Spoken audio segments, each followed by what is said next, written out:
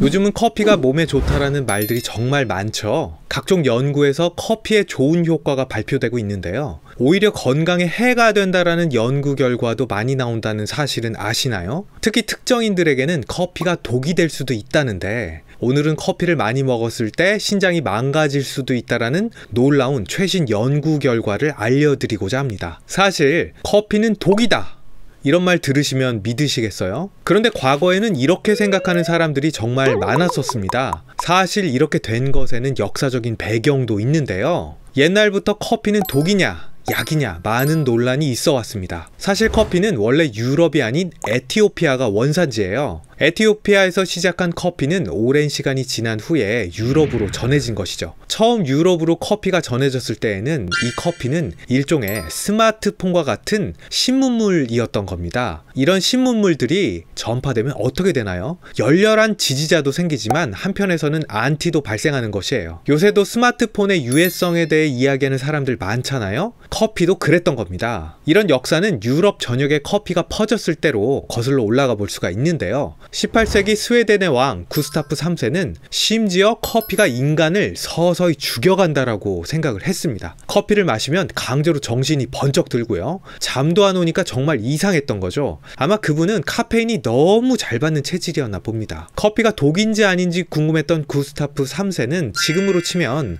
세계 최초의 임상시험을 진행하는데요. 사형수였던 쌍둥이 형제에게 각각 커피와 차를 매일 주기 시작합니다. 커피를 마시면 서서히 죽어간다라고 생각을 하면서 매일 커피를 주다니, 그 당시에는 진짜 생각만으로는 참 잔인한 실험이었던 것 같은데요. 실제로 이 실험에서 사망자가 나왔습니다. 바로 쌍둥이 형제에게 커피를 먹으라고 지시한 구스타프 3세인데요.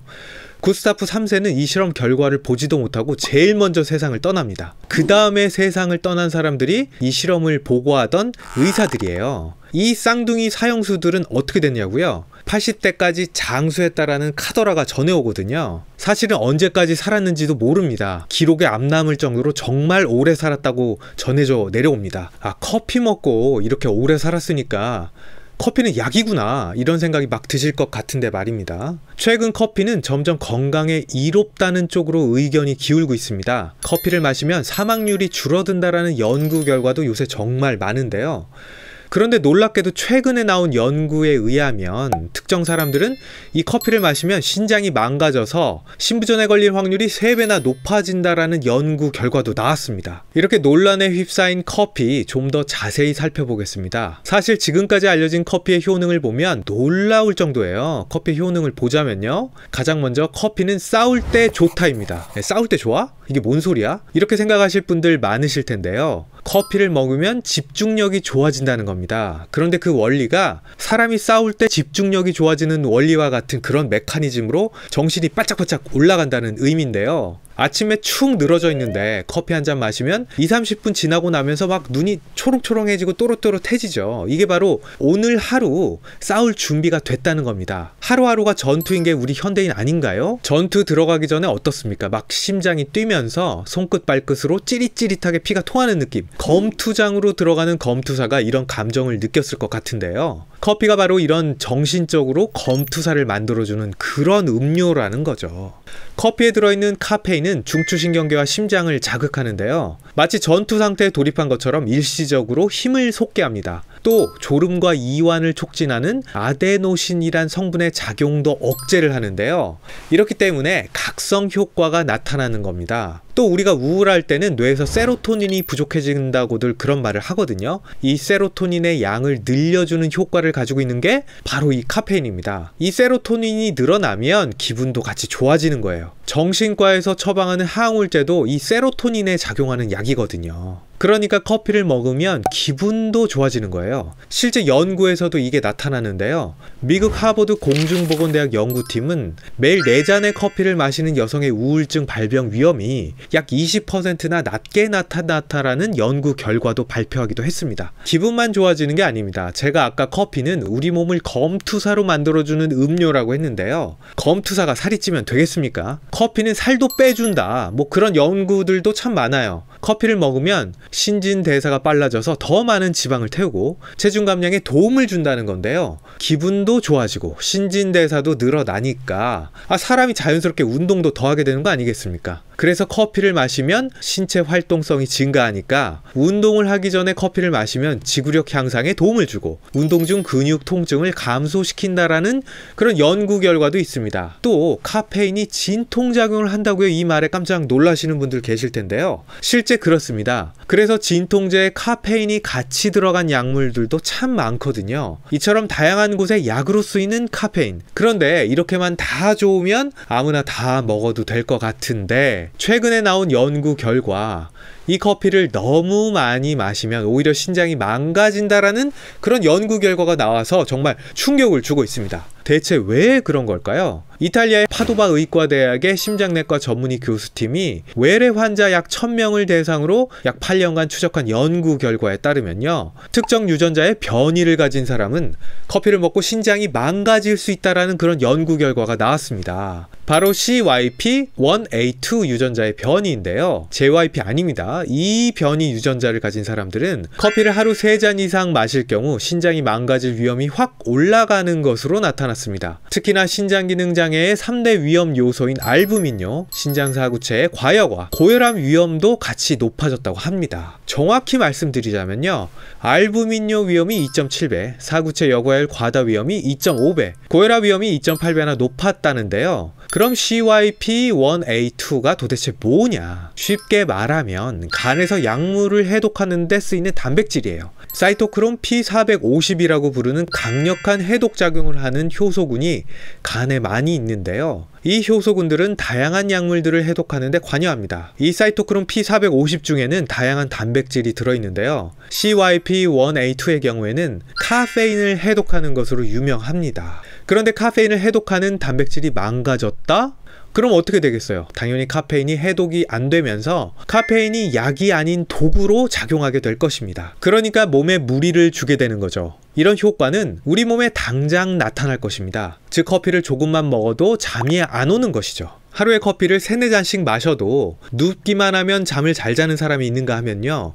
한두 모금만 마셔도 밤잠을 설치는 사람이 있는 게 이렇게 사람마다 유전자가 달라서입니다. CYP1A2 변이 유전자를 가진 사람들은 커피를 먹고 나면 카페인이 우리 몸속에서 계속 남아있는 거죠. 대사 속도가 느리니까 그런 건데요. 이 경우 커피뿐만 아니라 카페인 자체에 몸이 민감할 수 있다는 거예요. 그럼 이러한 사람들은 커피를 아예 먹지 않는 게 좋은가요? 꼭 그렇다고 말하기에는 또 어렵습니다. 이 연구 결과에 따르면 나쁜 효과가 나타난 사람들은 하루에 커피 3잔 이상을 먹은 사람들이에요. 즉 하루에 카페인이 300mg 이상 섭취하는 경우였다는 겁니다. 그런데 말입니다. 문제는 말이죠. 하루 권고 카페인 양은 통상 하루에 약 한 400mg 정도라는데 문제가 있습니다. 우리나라 식품의약품안전처에서는 카페인 하루 섭취량을 성인 400mg 이하, 임산부는 300mg 이하, 어린이 및 청소년은 몸무게 1kg당 2.5mg 이하로 권고를 하고 있는데요. 300mg이면 통상적으로 안전하다라고 생각하는 카페인 양이라는 겁니다. 그러니까 현재 정부 기존 권고량이나 허용량을 바꿔야 하는 게 아닌가 하는 우려가 드네요. 근데 내가 카페인 대사가 느린 사람인지 아닌 사람인지 당장 검사해서 알게 되면 좋을 텐데 현재는 대부분의 병원에서 그런 검사를 하지 않고 있어요. 그런데 카페인의 대사가 느릴 수 있는 사람들은 현재 알려진 바로는 전체 인구의 한 반절 정도 된다고 알려져 있어요. 그러니까 이 영상을 보시는 분들 중 반절은 카페인 대사가 느린 분들이라는 거예요. 그래서 검사받기 어려운 대부분들의 분들을 위해 어떤 사람들이 카페인 대사가 느린지 간략히 설명해 드리겠습니다. 쉽게 말하면 커피 먹고 부작용 많이 나는 사람들이 카페인 대사 속도가 느릴 수 있는 분들이라 하겠습니다. 커피 한 잔 먹었을 뿐인데 심장이 막 두근두근 거리신다든가 잠이 너무 안 와서 밤을 꼴딱 새우시는 분들, 이런 분들은 카페인 대사가 잘 안 되는 분들일 가능성이 매우 높아요. 이 외에도 카페인 부작용이 상당히 많이 있는데요. 가끔 가다 보면 커피 먹고 속이 쓰리신 분들도 있고요. 커피만 먹으면 화장실을 막 들락달락 거리시는 분들도 계세요. 이런 분들도 커피량을 조절하시는 게 좋습니다. 그리고 모르고 지나치기 쉬운 게 한 가지 있는데요. 종합 감기약이나 진통제에도 카페인이 들어있는 경우에요. 감기약 먹고 커피를 많이 마셨다. 이런 경우에도 카페인에 대한 부작용이 증가할 수 있겠죠. 또한 카페인 대사가 느린 분들은 커피를 먹으며 생길 수 있는 다른 위험도 있는데요. 바로 카페인 중독과 같은 증상들입니다. 최근 정신과학에서는 이 카페인과 관련해서 여러 가지 문제가 발생한다고 보고 있는데요. 카페인 중독과 같은 증상들이 이미 학계에 널리 알려져 있고요. 커피를 먹다가 끊으면 나타나는 카페인 금단 증상도 알려져 있습니다. 가장 흔한 증상 중에 하나가 두통인데요. 커피가 끊어지면 당장 머리가 아프다는 분들이 계세요. 카페인과 관련해서 이런 두통이 나타나는 건 정말 유명한 증상입니다. 이런 분들은 또 늘 커피를 마시던 시간에 커피를 마시지 않으면 머리가 아프다고 해요. 만약 두통이 있을 때 커피를 마시고 1시간 내로 두통이 싹 사라진다면 카페인 금단 현상으로 인한 두통을 의심해 볼 수 있습니다. 이런 일은 왜 생길까요? 바로 카페인이 머리 혈관을 좁히기 때문인데요. 평소 카페인을 먹던 사람들은 카페인을 끊게 되면 머리로 가는 혈관이 부풀어 오르면서 두통이 생기게 되는 것으로 추정합니다. 이런 금단 증상은요, 하루에 커피 한 잔만 먹는 경우에도 생길 수 있는 것으로 알려져 있는데요. 이런 말 하니까 저부터 찔리는데요. 이런 금단 증상은 수일에서 수주가 지나면 자연스럽게 없어지는 것으로 알려져 있습니다. 카페인 금단 증상은 이뿐만 아닙니다. 카페인을 먹지 않으면 집중력이 떨어진다라고 하시는 분들이 있는데요. 집중력만 떨어지는 게 아니라 머릿속에 뿌연 안개가 잔뜩 낀 것처럼 흐리멍텅하고 아무 생각이 없어지고 막 짜증이 난다는 그런 분들도 계신데요.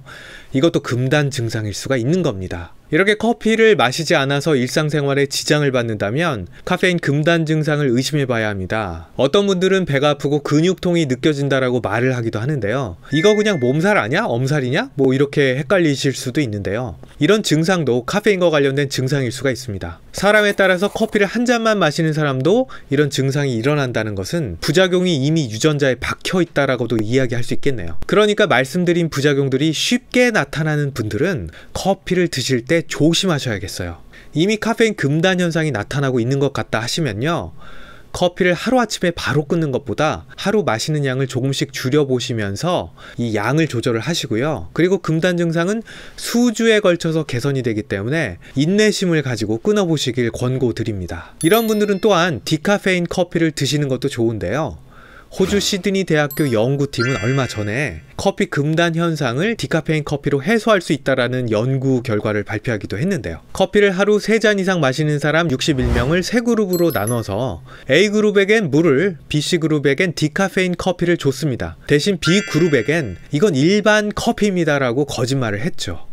3그룹 중 어떤 그룹의 카페인 금단 현상이 가장 좋아졌을까요? 놀랍게도 일반 커피라고 속이고 디카페인 커피를 준 B그룹이었는데요. 이 그룹은 보통 커피를 마셨을 때처럼 머리가 맑아지면서 힘이 생기는 기분이라고 답을 했다고 해요. 플라세보 효과가 아주 제대로 나타난 거죠. 플라세보 효과를 많은 분들이 그냥 위약 효과라고 해서 무시하시는데, 사실 우리 뇌는 플라세보 효과나 진짜 효과를 구분을 하지 못합니다. 그러니까 플라세보 효과도 잘 활용하면 좋은 것이죠. 그러니까 커피를 안 마시면 일이 제대로 풀리지 않을 거라고 너무 걱정하지 마시고요. 조금씩 양을 한번 줄여보시기 바랍니다. 특히 말씀드린 대로 신장병이 걱정되시는 분들이나 커피만 마시면 여러 부작용들이 나타나시는 분들은 커피를 대체할 수 있는 디카페인 음료를 드시는 것이 좋습니다. 그럼 전 다음 영상에서 더 유익한 정보로 찾아뵙겠습니다. 감사합니다.